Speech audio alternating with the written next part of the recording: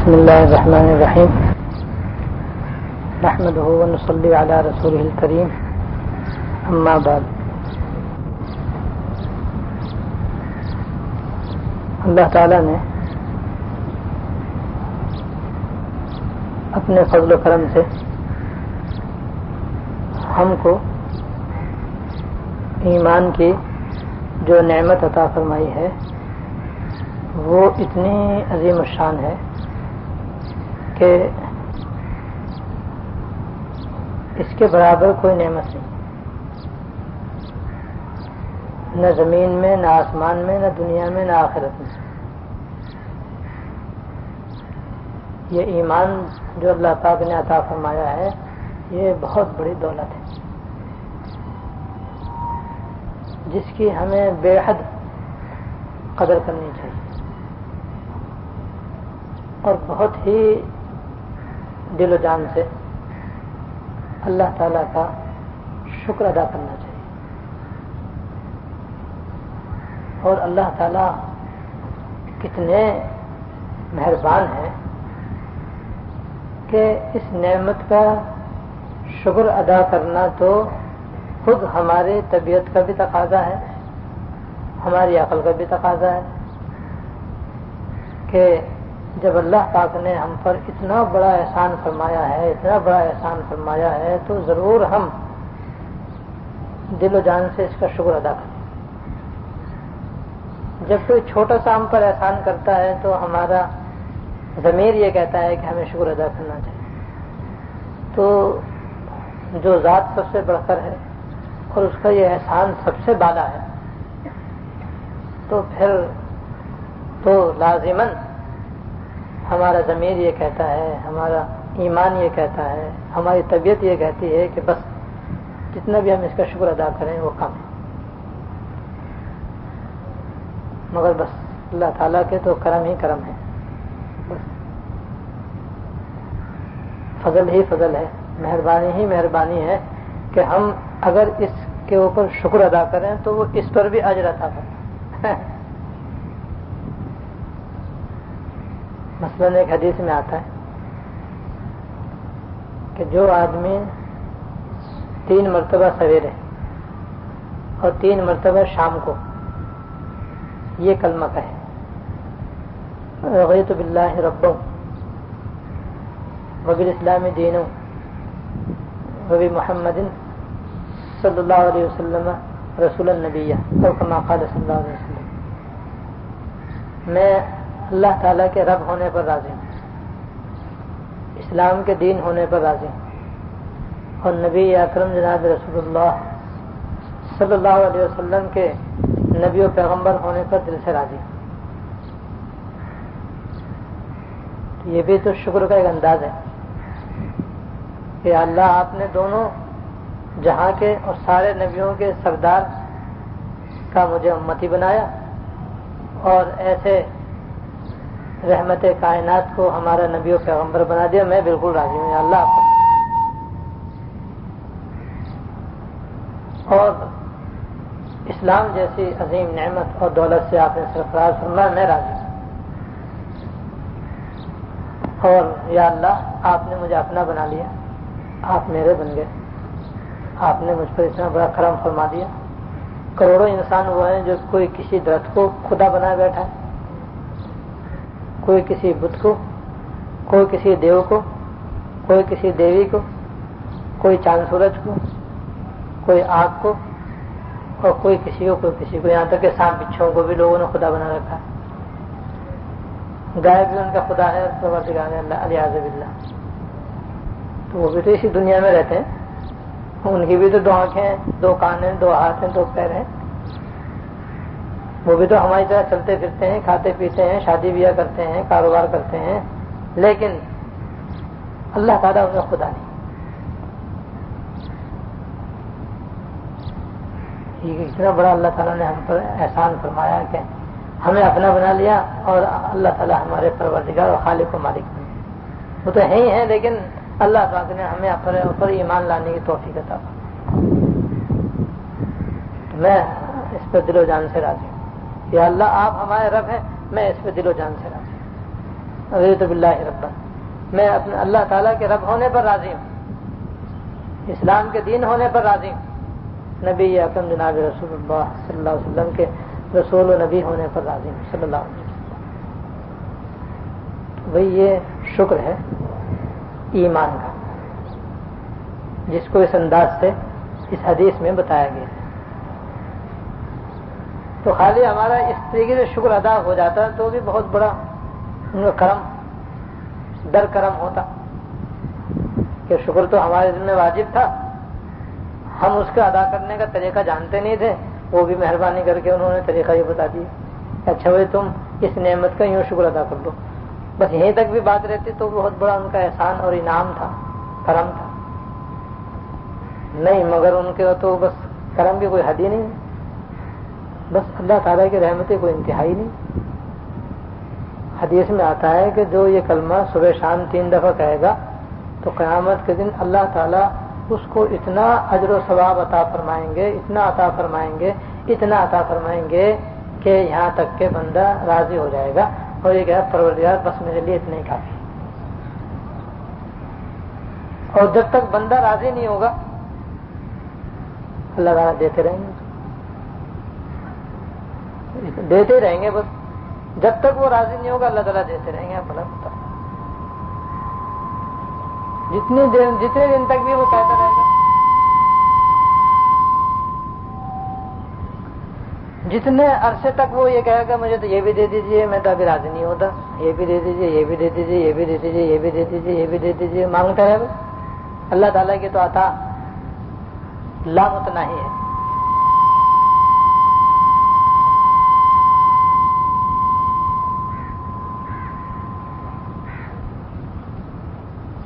تو اللہ تعالیٰ کی جو دین ہے اور جو عطا ہے اور جو بخشش ہے وہ لامتناہی ہے، ختم نہ ہونے والی۔ اللہ تعالیٰ کی جیسے ذات ہمیشہ سے اور ہمیشہ رہے گی، ان کی ساری صفات بھی ازلی اور ابدی ہیں۔ ان میں سے ایک اللہ تعالیٰ کی صفت ہے دینا اور عطا فرمانا۔ وہ اللہ تعالیٰ کا دینا اور عطا فرمانا بھی ہمیشہ سے اور ہمیشہ رہے گا، کبھی اس کے اندر زوال نہیں آ سکتا۔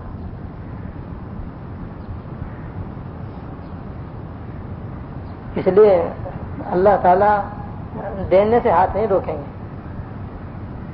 مانگو ہی کتنا مانگے گا، مانگتا رہے گا، اللہ تعالیٰ دیتے رہیں گے، وہ ایک جگہ جا کر کے رک جائے گا۔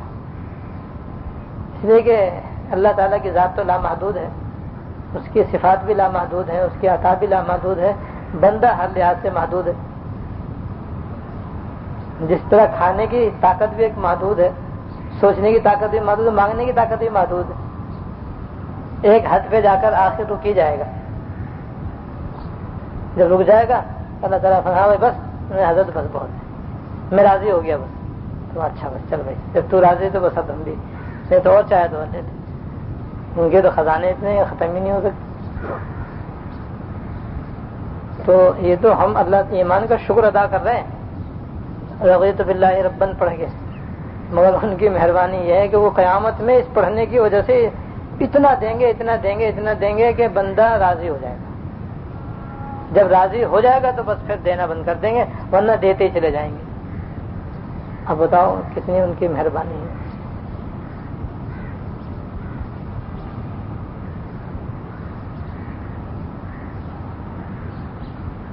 اس لیے یہ ایمان جو ہے یہ بہت بڑی دولت ہے، اس کا ہمیں شکر ادا کرنا چاہیے، اور شکر اس طرح بھی ادا کرنا چاہیے جو میں نے ابھی بتایا کہ یہ کلمہ یاد کر لو، اور یہ کلمہ عمل مختصر ثواب زیادہ کے اندر بھی موجود ہے، اور اسی میں لکھا ہے کہ صبح شام 3 دفعہ پڑھنا چاہیے۔ تو شکر کی نیت سے اس کا بھی معمول بنا لینا چاہیے، روزانہ فجر کے بعد اور روزانہ مغرب کے بعد، کبھی موقع نہیں ملے تو آگے پیچھے سے، اب 3 دفعہ پڑھنے میں کیا حرج ہے۔ اور ویسے حدیث میں آتا ہے رأس الشکر الحمدللہ او کما قال صلی اللہ علیہ وسلم، یعنی جتنے بھی کلمات ہیں جن سے بندہ اللہ تعالیٰ کا شکر ادا کرتا ہے ان تمام کلمات میں الحمدللہ سب کا سردار ہے۔ یعنی کسی کلمے سے اللہ تعالیٰ کی نعمتوں کا شکریہ اتنا نہیں ادا ہو سکتا جتنا الحمدللہ کہنے سے ادا ہوتا. اس لیے جہاں جہاں بھی شکر کے مواقع ہیں وہاں الحمدللہ الحمدللہ حدیثوں میں آئے. پانی پیو تو الحمدللہ کو،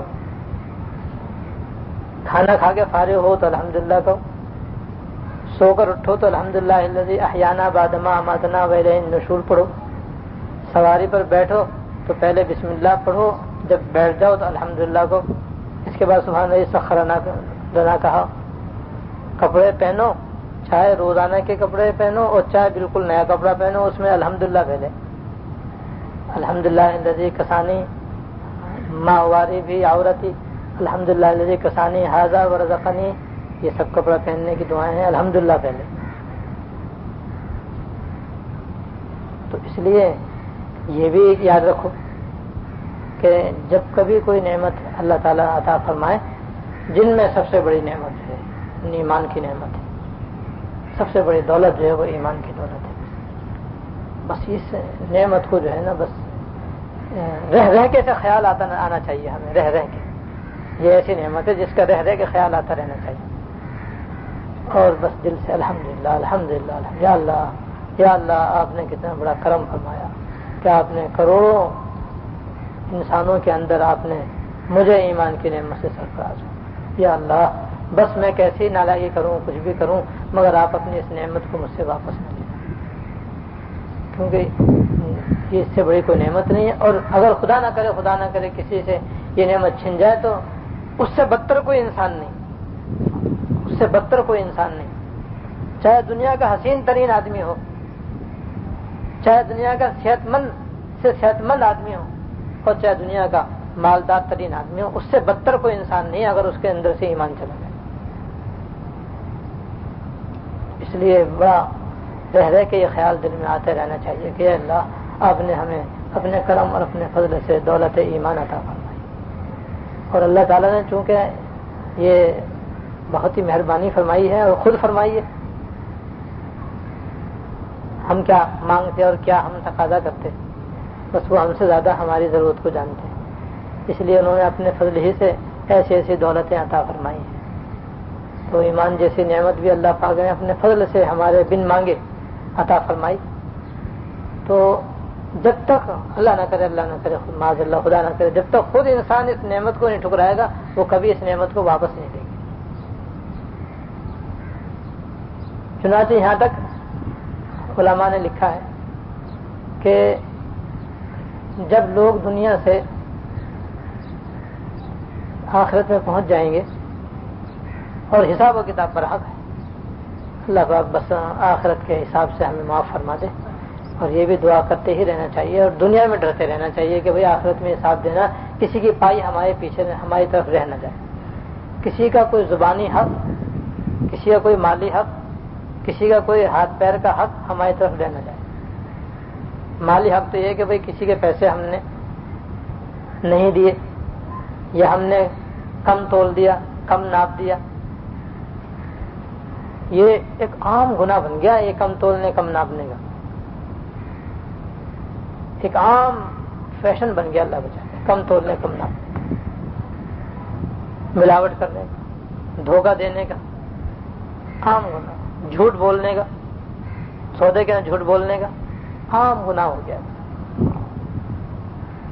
تو یہ تو ہو گئے مالی حقوق. قرض لے کر واپس نہ کرنے کا، مال لے لیا پیسے نہیں دیے، یہ مالی حقوق ہیں. اس کی بہت ساری قسمیں، تیل میں کمی کرنا، گیس میں کمی کرنا، پانی میں کمی کرنا، کھانے پینے کی چیزوں میں کمی کرنا، پیسے پورے لے رہے ہیں چیز کم دے رہے ہیں. تو ایک بے شمار اس کی قسمیں ہیں. بنیادی چیز وہ میں نے عرض کر دی، بس کم تولنا کم ناپنا. ایسے ہاتھ پیر کے بھی انسان ہاتھ پیروں سے بھی دوسروں کو ناحق تکلیف پہنچا دیتا ہے. ناحق کسی کو مار دیا، ناحق کسی کو پریشان کر دیا، ناحق کسی کو تکلیف پہنچا دی. مذاق میں ایسا مذاق کر لیا کہ جناب اگلے کا دل دکھ گیا. ہم نے تو مذاق کر لیا اور اسے اس کا اندر ہی اندر دل میں وہ بیچارہ جھینپ گیا اور شرمندہ ہو گیا، نادم ہو گیا. ہم نے تو خوشی اپنی سمجھ لی، وہ جناب والا اس کے دل پہ آرا چل گیا. تو یہ تو آخرت کا ہم نے حق مار لیا. جب تک ہم اس سے معاف نہیں کرائیں گے یہ گناہ معاف نہیں ہوگا. یہ ہے ہاتھ پیر کا، کہ ایسی زبان سے کوئی ایسا جملہ بول دیا کہ جس سے دوسرا دل دکھ گیا، چاہے مذاق میں کہا ہو اور چاہے بغیر مذاق کہا ہو، ناحق کہا ہو، تو ہاتھ سے مار دیا، پیر سے مار دیا، زبان سے تکلیف پہنچا دی. یہ چیزیں دیکھیے نا کتنی عام ہیں ہمارے یہاں، پرواہ نہیں کرتے. غیبت کا بازار کتنا زبردست گرم ہے، غیبت کا بازار گرم ہے. جہاں جا کر بیٹھو، جن کے پاس جا کر بیٹھو، بس کسی نہ کسی کی برائی اور غیبت، اور یہ بندے کا حق ہے، بندے کی حق تلفی ہے یہ. اور ایک قول کے مطابق جس کی غیبت کی جب تک اس سے ہم معاف نہیں کریں گے کرائیں گے اس وقت تک معاف نہیں ہوگا. تو اللہ تعالیٰ یہ جو ہے نا بندوں کی حق تلفیاں، اس بارے میں قیامت کے دن بہت معاملہ سنگین ہوگا. یہ ہے، اس لیے سب سے زیادہ ڈرنے کی چیز یہ ہے، سب سے زیادہ ڈرنے کی بات جو ہے وہ یہ ہے کہ اس کا حساب جب ہوگا تو پھر تو اللہ بچائے بڑے بڑے متقی پرہیزگار فیل ہو جائیں گے. بہت ڈرنے کی بات. دو روایتیں میں سنا دیتا ہوں آپ کو. ایک روایت میں تو یہ ہے کہ اللہ تعالیٰ کے یہاں 3 رجسٹر ہیں. ان کے بارے میں، ایک کے بارے میں تو اللہ تعالیٰ یہ فرماتے ہیں کہ اس میں جو کچھ بھی ہے اس کے بارے میں مجھے کوئی پرواہ نہیں، میں چاہوں گا تو معاف کر دوں، چاہوں تو میں حساب لے لوں گا. اللہ تعالیٰ کو خاص اس کے بارے میں فکر نہیں. اور ایک رجسٹر کے بارے میں اللہ تعالیٰ فرماتے ہیں کہ جو کچھ اس میں لکھا ہوا ہرگز معاف نہیں ہوگا، کچھ بھی ہو جائے. اللہ تعالیٰ نے طے کر دیا کہ جو کچھ اس میں درج ہوگا ناقابل معافی ہوگا، وہ ادا ہو جائے گا. اور تیسرے درجے کے رجسٹر کے بارے میں یہ ہے کہ بھئی اس میں جو کچھ ہوگا میں اس کا بدلہ ضرور دلواؤں گا. حضور نے اس کی وضاحت فرمائی کہ پہلا رجسٹر جس کے بارے میں یہ ہے کہ میں چاہوں گا تو حساب لوں گا اور چاہوں گا تو معاف کر دوں گا، مجھے اس کے بارے میں زیادہ پرواہ نہیں ہے. یہ وہ رجسٹر ہے جس میں اللہ تعالیٰ کے حقوق کی ادائیگیاں لکھی ہوں گی، حقوق اللہ اس کے اندر درج ہوں گے، یعنی نماز، روزہ، حج، زکوٰۃ، ذکر، اذکار، یہ جو اللہ تعالیٰ کی طرف سے خالص اللہ تعالیٰ کے حق کے طور پر جو فرائض و واجبات ہیں اس کی کمی کوتاہی اس میں لکھی ہوئی ہوگی. تو اس کے بارے میں اللہ تعالیٰ یہ فرما رہے ہیں کہ بھئی میں چاہوں گا تو مواخذہ کروں گا، میں چاہوں گا تو اپنی رحمت سے معاف کر دوں گا. وہ میرے بندے کے درمیان معاملہ ہے. چاہوں گا تو میں اس پہ پکڑوں گا اور حساب لوں گا، اور چاہوں گا تو درگزر کر دوں گا. اور دوسرے رجسٹر کے بارے میں آپ نے فرمایا کہ یہ وہ رجسٹر ہے جس میں بندوں کا کفر و شرک لکھا ہوا ہوگا. جس بندے نے شرک کیا ہوگا اس میں لکھا ہوگا فلاں دن فلاں وقت میں فلاں شخص نے شرک کیا تھا یا کفر کیا تھا. تو اللہ تعالیٰ اس رجسٹر میں جو کفر و شرک لکھا ہوا اس کو کبھی معاف نہیں کرے، یہ طے کر دیا اللہ. ہاں اگر دنیا میں اس نے کفر سے توبہ کر لی، شرک سے معافی مانگ لی، تجدید ایمان کر لی تو پھر وہ تو دنیا میں معاف ہو جائے گا، تو وہاں پہلے سے معافی آ جائے گی، اس کی ہو جائے گی. نہیں، دنیا سے بغیر توبہ کے مر گیا، حالت کفر میں مر گیا، حالت شرک میں مر گیا، یا مسلمان تھا لیکن کفر و شرک کر کے مر گیا اور اس نے توبہ بھی نہ کی، معافی بھی نہیں مانگی، تجدید ایمان بھی نہ کیا، اسی حالت میں چلا گیا تو اس رجسٹر میں درج ہو جائے گا اس کا کفر اور اس کا شرک. اور پھر اللہ تعالیٰ ایسے کافروں کو اور مشرکوں کو معاف نہیں کرے. اور تیسرے رجسٹر کے بارے میں فرمایا اس میں بندوں کے حقوق کی کوتاہیاں لکھی ہوئی ہوں گی کہ ایک انسان نے دوسرے انسان کو ستایا ہوگا، مارا ہوگا، پیٹا ہوگا، اس کا پیسہ کھایا ہوگا، اس کی عزت لوٹی ہوگی، اس کو ذلیل کیا ہوگا، اس کا مذاق اڑا کر کے اس کو تکلیف پہنچائی ہوگی، کم تولا ہوگا، کم ناپا ہوگا، یہ سب اس میں لکھا ہوا ہوگا. اللہ تعالیٰ فرماتے ہیں اس میں تو میں معاف نہیں کروں گا، عدلا بدلا حساب اس کے اندر لوں گا، اور جس نے جس کا حق مارا ہے وہ حق اس کو دلوائیں گے. پھر دوسری حدیث میں اس کی تفصیل ہے کہ قیامت کے میدان میں حقوق العباد کے سلسلے میں جو سب سے پہلا مقدمہ پیش ہوگا وہ میاں بیوی کا ہوگا کہ شوہر نے جو بیوی کے اوپر زیادتیاں کی ہوں گی بیوی کو اس کا بدلہ دلوایا جائے گا. بیوی نے جو شوہر کے ساتھ زیادتی کی ہوگی، اس کو ستایا ہوگا، اس کو ذلیل کیا ہوگا، اس کو پریشان کیا ہوگا ناحق، تو بیوی سے بدلہ شوہر کو دلوایا جائے گا. لیکن پہلا مقدمہ میاں بیوی کا آئے گا اللہ کے ساتھ. شوہر کی زیادتیوں کا بدلہ بیوی کو ملے گا، بیوی کی زیادتیوں کا بدلہ شوہر کو ملے گا، جس نے جس کو ستایا ہوگا اور پریشان کیا ہوگا اس کا اس سے بدلہ۔ اس لیے کہ شادی کرنا کوئی آسان کام تھوڑی، قبول کر لینا تو آسان ہے، لیکن پھر ایک دوسرے کے صحیح صحیح حقوق ادا کرنا یہ بڑا کٹھن کام ہے۔ پھر انسان جو چاہتا ہے کر گزرتا ہے، لیکن دنیا میں کر جائے، آخرت میں تو اللہ تعالیٰ کے سامنے جانا ہے۔ پہلا مقدمہ بیوی اور میاں دونوں کا ہوگا۔ شوہر زیادتی کرے گا تو اس کو بھگتنا پڑے گا، بیوی زیادتی کرے گی تو اس کو بھگتنا پڑے گا۔ ہر آدمی اپنے اپنے کیے کا ذمہ دار ہے۔ پہلا مقدمہ میاں بیوی کا ہوگا، اور دوسرا مقدمہ میاں بیوی کے بعد دوسرا مقدمہ اللہ تعالیٰ کے سامنے پیش ہوگا، وہ انسان اور اس کے خریداروں کا اور اس کے ملازمین کا پیش ہوگا۔ کیونکہ انسان دنیا میں آتا ہے تو پھر شادی کرے نہ کرے کماتا بھی تو ہے دنیا میں، کمانے کھانا بھی انسان کی لوازمات زندگی میں سے ہے۔ تو اب چاہے وہ ملازم ہو، چاہے وہ مزارع ہو، اور چاہے وہ تاجر ہو، اور چاہے وہ ریڑھی لگانے والا پھیری لگانے والا ہو، ہر ایک کا معاملہ بیچنے اور خریدنے سے۔ بیچنے والا خریدنے والے کو، خریدنے والا بیچنے والے کو، جو کسی قسم کا دھوکہ دے گا، کم تولے گا، کم ناپے گا، جھوٹ بولے گا، دغا دے گا، اور جناب والا کسی نہ کسی طریقے سے یا ایسی بد زبانی بدگوئی کرے گا، ستائے گا، پریشان کرے گا، جھوٹی قسمیں کھا کھا کے نقلی کو اصلی بتا کر بیچ دے۔ قیامت میں مقدمہ اللہ تعالیٰ کے سامنے آ جائے گا۔ بیچنے والے بھی کھڑے ہوں گے، خریدنے والے بھی کھڑے ہوں گے۔ اگر خریدنے والوں نے زیادتی کی ہے، وہ بھی تو زیادتی کرتے ہیں، مان لے گا پیسے نہیں دیے، مان لے گا پیسے نہیں دیے، ادھار کر گئے، نام ہی نہیں لیا بس، تو اللہ تعالیٰ دکاندار کو پیسے دلوائیں گے، اس کا بدلہ دلوائیں گے جتنا اس نے کھایا ہے۔ اور دکاندار نے اگر اس کی جیب کاٹی، کم تولا، کم ناپا، یا اور کسی طریقے سے اس کے پیسے کھا لیے، ریٹ کچھ تھے، پیسے کتنے کاٹ لیے، زیادہ پیسے کاٹ لیے، اسے بیچارے کو پتہ ہی نہیں چلا،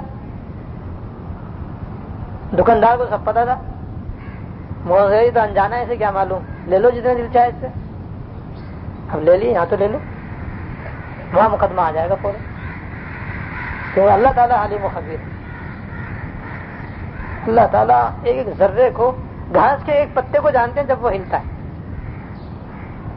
اس لیے انسان ذرا دکان پر بیٹھے تو سوچ سمجھ کے بیٹھے، اور جب خریدنے جائے تو سوچ سمجھ خریدنے کے لیے جائے، خریدتے وقت بھی سوچ سمجھ خریدے اور بیچتے وقت بھی سوچ سمجھ کے بیچے کہ کل مجھے اس کا اللہ تعالیٰ کے سامنے حساب دینا ہے، کانٹے پہ نظر رکھے۔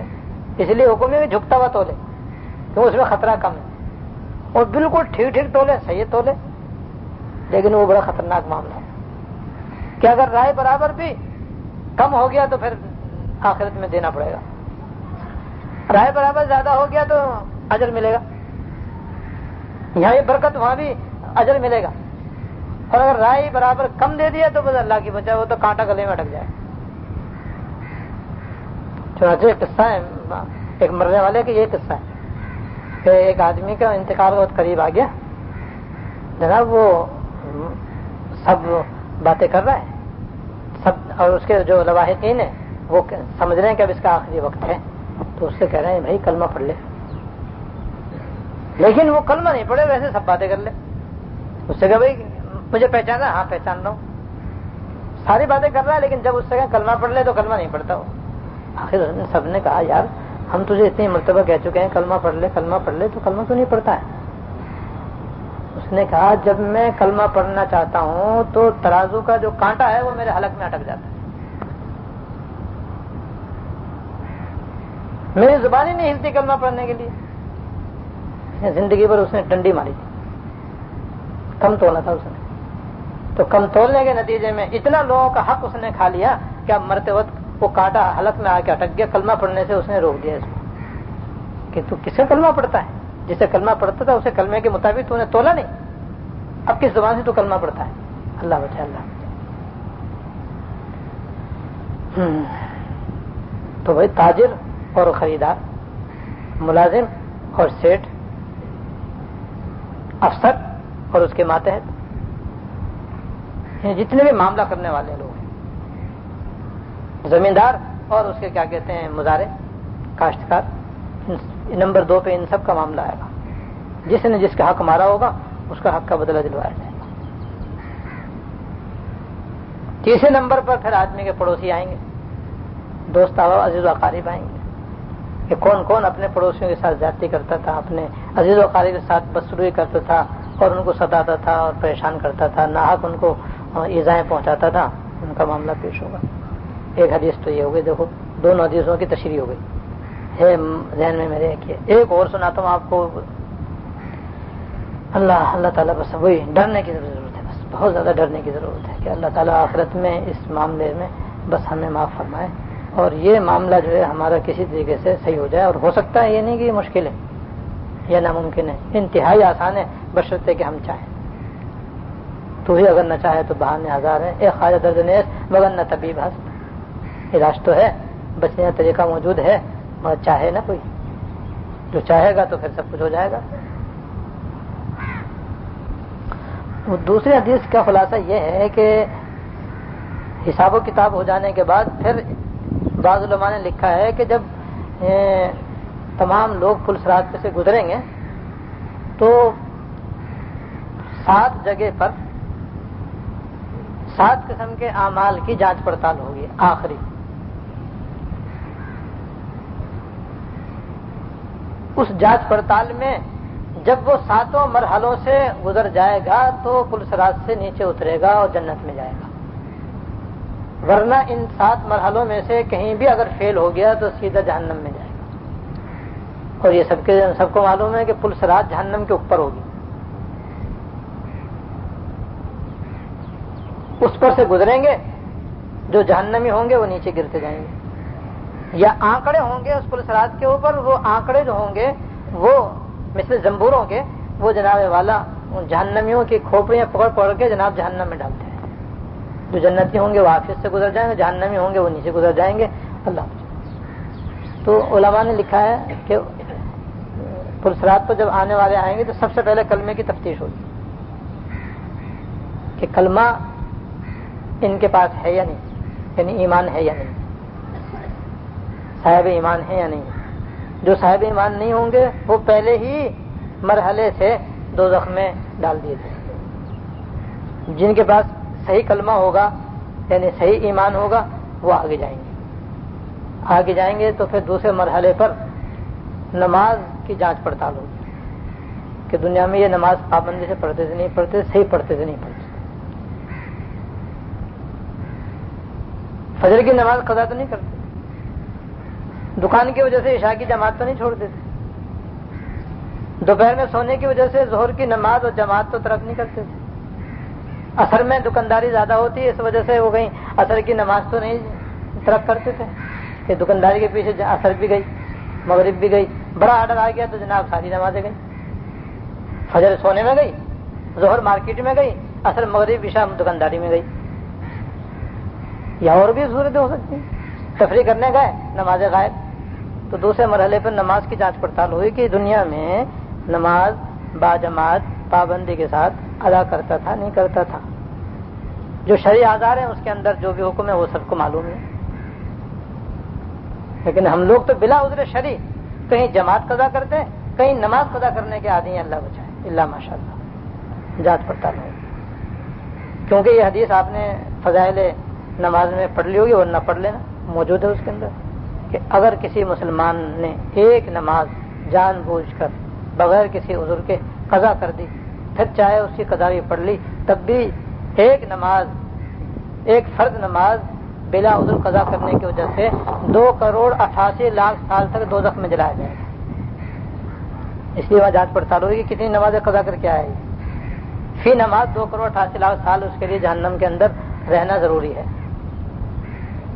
اس لیے یہ کوئی معمولی بات تھوڑی ہے کہ بھائی دل چاہے تو نماز پڑھو، دل چاہے تو مت کرو، اللہ تعالیٰ کی سلطنت میں رہتے ہیں، ان کے یہ قانون ہے، ساری دکان اور ساری برادری اور سارا خاندان اور سارا کاروبار، سارے کارخانے ایک طرف، یہ حکم ان کا ایک طرف، بند کرو اپنی ملوں کو اور فیکٹریوں کو، کارخانوں کو، لیکن نماز کے وقت نماز پڑھنا فرض ہے۔ آگ لگاؤ ایسی دکان کو اور ایسی ملازمت کو جس میں انسان نماز قضا کرے۔ وہاں باز پرس ہو جائے گی. ایک نماز میں یہ سزا ہے. جس کی ہزاروں نمازیں قضا ہوں گی تو کیا ہوگا؟ ہاں جس نے دنیا میں توبہ کر لی اور اپنی نمازوں میں قضا پڑھ لی اور معافی مانگ کر دنیا جائے گا تو میں معافی ہوں، حساب کتاب برابر ہو گیا. یہاں حساب آسان ہے، بس معافی مانگ لو اور جو کچھ کوتاہی ہے اس کی تلافی کر لو، بس حساب برابر ہے. پھر آگے انشاءاللہ کچھ نہیں ہوگا. تو وہاں نماز کی جانچ پڑتال ہوگی. جو نماز میں پھر نکلیں گے دوزخ میں ڈال دیے جائیں گے، جو نماز میں پاس نکلیں گے وہ آگے چلیں گے. آگے پھر جناب روزے کا جناب والا روزے کی چیک پوسٹ آ جائے گی. اب وہاں جناب روزے کی بات جانچ پڑتال ہوگی کہ رمضان شریف میں کھاتا پھرتا تھا یا روزے رکھتا تھا. بہانے بنا کے تو نہیں روزے چھوڑتا تھا. یہ جس نے رمضان شریف کے پابندی کے ساتھ روزے رکھے ہوں گے اور صحیح روزے رکھے ہوں گے، صحیح کا مطلب یہ آنکھوں کا بھی روزہ رکھا ہو، کان کا بھی، زبان کا بھی صحیح روزہ رکھا ہوگا، روزے میں پاس ہو جائے گا تو چلو بھائی آگے. اور اگر روزے نہیں رکھے یا اس نے روزے صحیح نہیں رکھے تو وہاں پکڑ ہوگی اس کی. اگر وہ اس کے روزوں میں کوتاہی ایسی ہے کہ جہنم میں جانے کے قابل ہے تو دوزخ میں ڈالا جائے گا. اللہ بچائے. آگے جائے گا تو زکوٰۃ کا بارے میں بات پرس ہوگی. زکوٰۃ دیکھیں گے. ابھی دنیا میں پائی کی زکوٰۃ دیتا تھا نہیں دیتا تھا یا ایسے ہی اندازے سے دیتا تھا کہ بھائی حساب لگاؤں گا تو زیادہ بنے گی، اندازے سے دے دوں کچھ کم بنے گی تو اچھا رہے گا.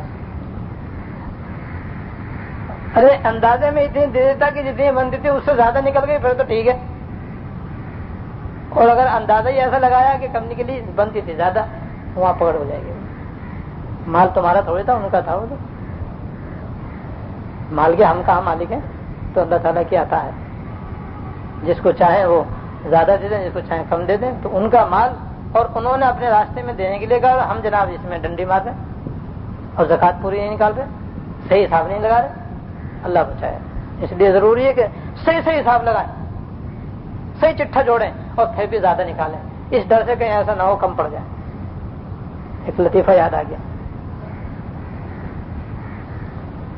کہ ایک اللہ بچائے ایک فرقہ ہے مسلمانوں میں غیر مقلدوں کا. یہ بڑا ہی بدترین فرقہ ہے. بدترین اس لیے کہہ رہا ہوں کہ ان کے نا ضد بہت ہے. ہر بات میں ضد، ہر بات میں ضد، ہر بات میں ضد. بس وہ حق سے جب آدمی ہٹتا ہے تو پھر ضدی ہی بنتا ہے بس. تو ایک غیر مقلد نے جناب وہ ایک دیہاتی کو پکڑ لیا اور دیہاتی کو یہ دلائل دے کر سمجھانے لگا کہ تراویح جو ہے نا بس 8 ہی ہیں، 20 نہیں ہے. حنفی خام خواہ 20 پڑھتے ہیں. بس صحیح معنی میں تو تراویح بس 8 ہیں. 8 پڑھو گھر جا کے سو. 20 پڑھنے کی کس نے کہا ہے؟ یہ تو ایسی حنفیوں نے اپنی طرف سے معاذ اللہ بنا لی بات. حالانکہ 8 کسی حدیث میں بھی نہیں، 20 بہت ساری حدیثوں کے اندر ہے.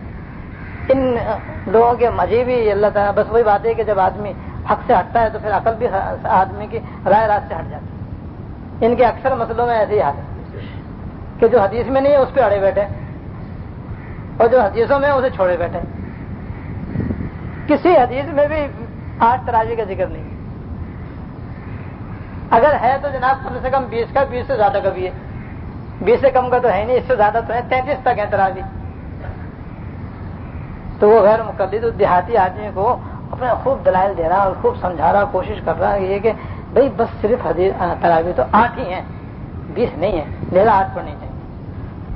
گھنٹے بھر تک وہ دیہاتی بیچارہ اس کی تقریر سنتا رہا.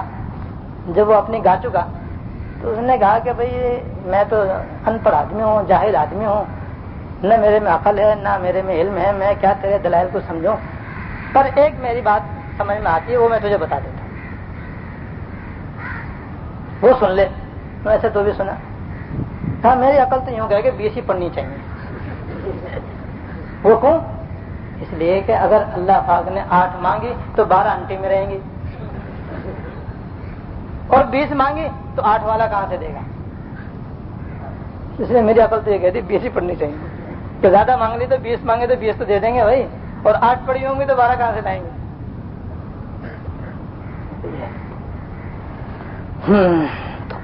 ماں جناب زکوٰۃ کے بارے میں بات پوچھ رہے. زکوٰۃ کا حساب تو پورا کرنا چاہیے اور پھر بھی کچھ اضافہ کر لینا چاہیے کہ بھائی ہو سکتا ہے حساب میں کوئی بھول چوک ہو گئی ہو.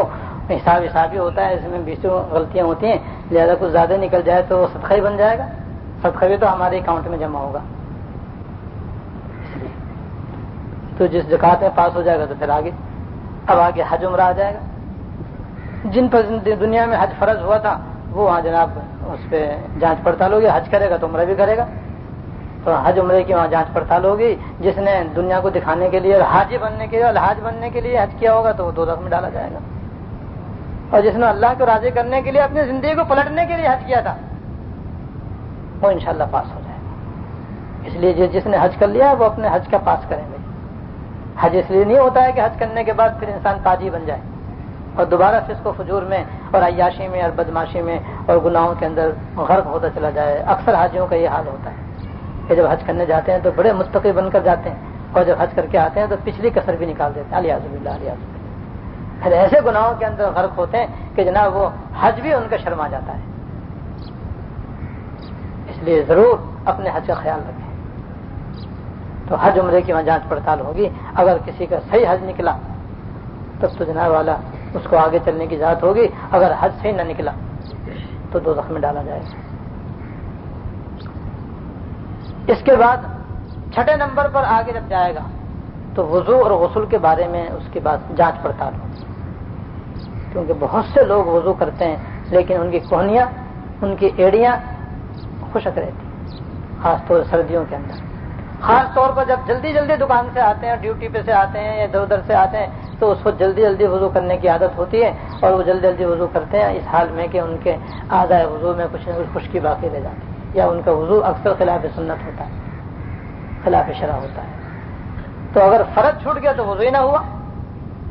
اسی طرح غسل کے اندر بھی اگر اس نے تینوں فرض ادا نہ کیے, غسل کے 3 کلی کرنا, ناک میں پانی ڈالنا, سارے جسم پر پانی بہانا, اور جلدی جلدی میں جناب اس نے ایسی غسل کیا کہ بال برابر بھی اگر کہیں جسم میں پانی نہ بہا اور پانی وہاں نہ پہنچا تو غسل نہیں ہوگا.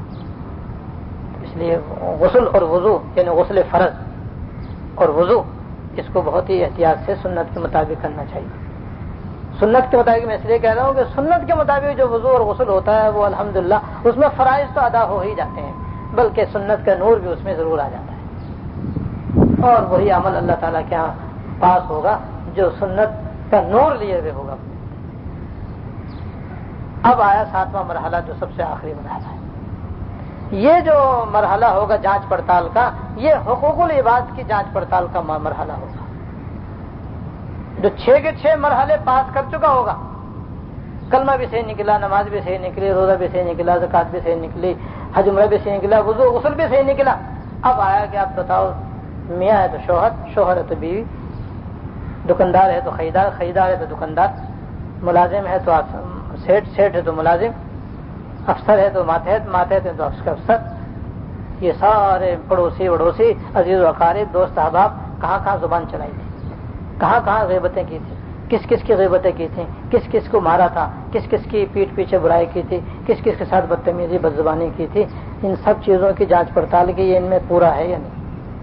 اگر نہ کسی نے اپنے ماں باپ کو ستایا, نہ اپنے اولاد کی حق تلفی کی, نہ شوہر کے ساتھ زیادتی کی, نہ بیوی کے ساتھ زیادتی ہوئی, نہ پڑوسیوں کے ساتھ کوئی زیادتی ہے, سب کی طرف سے حق تلفیوں کا دروازہ بند ہے, حقوق کی ادائیگی سب کی مکمل. اللہ تعالیٰ آسان ہے, اللہ تعالیٰ آسان ہے, اللہ تعالیٰ آسان ہے. کہنا سننا بہت آسان ہے بھائی, کرنا ان کی مدد کے بغیر بہت مشکل ہے. کرنا چاہے تو آسان بھی, کرنا چاہیں تو آسان ہے. شعر سن لو پہلے تاکہ یہ نہ سمجھو بہت مشکل ہے. مشکل نہیں ہے, اگر وہ مدد فرمائیں تو بس بالکل آسان ہے, اور وہ مدد کرنے کے لیے تیار ہے, وہ تیار ہے مدد کرنے کے لیے, بشرطے کہ ہم چاہیں. مزدور صاحب کے شعر ہیں, نلو نام الفت جو خودداریاں ہیں, نلو نام الفت جو خودداریاں ہیں, یا سرفروشوں کی سرداریاں ہیں. جو آسان سمجھو تو ہے عشق آسان, جو دشوار کر لو تو دشواریاں ہیں. یہ ہے جو آسان سمجھو تو آسانیاں ہیں, جو دشوار سمجھو تو دشواریاں ہیں. امیری غریبی میں یکساں رہے ہم, نہ جب ذلتیں تھی نہ بخاریاں ہیں. یہ تو ہے آسان اگر ہم چاہیں. اگر ہمیں یہ خوف ہے کہ کہیں حقوق العباد کے رجسٹر میں تو ہمارا نام نہیں, اور کہیں وہ حقوق جب اللہ پاک کے سامنے مقدمے ہوں گے حقوق لباس ہے، کہیں میرا نام تو نہیں آنے والا ہے، اور پولیس رات پر 7ویں منزل میں کہیں میری جانچ پڑتال تو نہیں ہونی اور ہونی،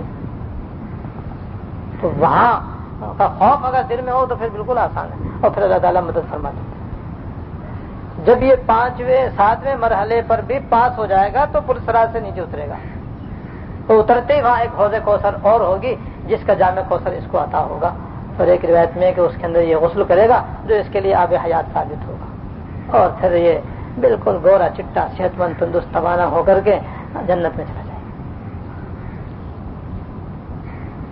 تو میں یہ کہہ رہا تھا کہ ایمان اتنی بڑی دولت ہے کہ اتنے جو خطرناک مراحل ہیں جس میں بندوں کے حقوق کے معاملے میں جو حساب کتاب ہے، تو علماء نے لکھا ہے کہ اگر خدا نہ خواستہ کوئی بندہ ایسا وہاں پر پہنچا، ایسا پہنچ گیا اللہ تعالیٰ کے سامنے قیامت کے دن کہ تمام نیکیوں کے پہاڑ اس کے پاس ہوں، اور پھر جناب حساب کتاب بندوں کا ہو اور حقوق لینے والے بہت زیادہ ہوں، تو ساری نیکیوں کے پہاڑ تقسیم کر دیے جائیں گے۔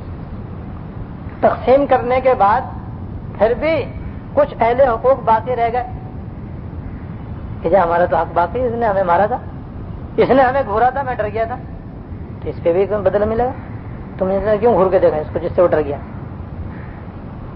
ہاں یہ بھی جائز نہیں ہے بھائی، ہاں ہم ڈرا دیا آپ نے کسی کو، وہ بھی ڈر گیا ایک دم، پھر کہا نہیں تو میں ہی تھا، جن نہیں تھا، مجھے ڈرایا کیوں بھائی؟ ایسا مزاق کیوں کیا تم نے جس سے وہ اگلا بھی طرح ڈر گیا؟ تو جس اہل حقوق رہ جائیں گے اور جناب تو اب وہ کہیں گے ہمارا تو حق ملا نہیں، اس کی تو پہاڑی نیکیاں ختم ہو گئی اس کی، تو پھر اللہ بچائے ہوا حدیث میں یہ کہ پھر جناب اس نیکیاں جس کی تھیں بے شمار، اب اس اہل حق کے اس کے حق کے مطابق گناہ جناب اس نیکیوں کے پہاڑ لانے والے کی گردن پہ ڈالے جائیں۔ تو یہاں کیا ہوگا کہ جناب اب وہ اہل حقوق کے گناہ اپنی گردن پہ لے کر کے اللہ بچائے دوزخ میں جائے گا۔ اب گناہ ان کے اتر گئے تو وہ تو ہلکے ہو گئے، نہیں ہو گئے، ان کی بخشش ہو گئی، اس نے حق مارا تھا ان کی بخشش ہو گئی، اس لیے گناہ اس کے پہ پڑ گئے، تو اس لیے بدلہ تو مل گیا نا ان کو، جب بدلہ مل گیا یہ پکڑا گیا، پہلے وہ پکڑے ہوئے تھے اب یہ پکڑا گیا، اللہ بچائے۔ تو یہاں لکھا ہے کہ اللہ تعالیٰ ساری نیکیاں تو بانٹ دیں گے لیکن اس نیکیوں کے پہاڑ لانے والے کا ایمان کسی کو بھی نہیں دیں گے۔ یہ ہے جو میں بتانا چاہ رہا تھا کہ کیسے ہی کسی کا اس نے حق مارا ہو اور کیسے ہی کسی کی حق تلفی کی ہو، مگر اللہ تعالیٰ اس کا ایمان کسی کو بھی نہیں دیں گے۔ وہ اللہ پاک نے خود دیا نا، وہ اپنے رحمت سے اسے ویسے ہی رکھیں گے۔ کیوں رکھیں گے؟